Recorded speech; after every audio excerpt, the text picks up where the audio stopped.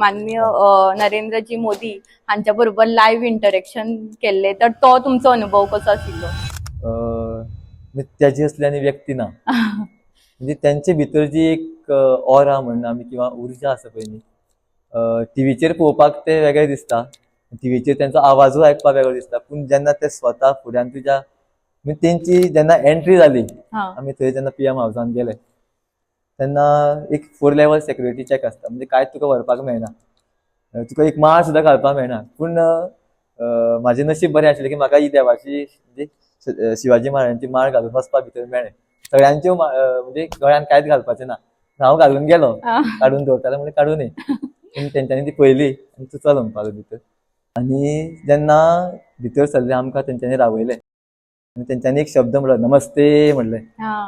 इतक्या त्या आवाजान वजन आशिल्लें, ते येताच म्हाका एक कांटो येयलो.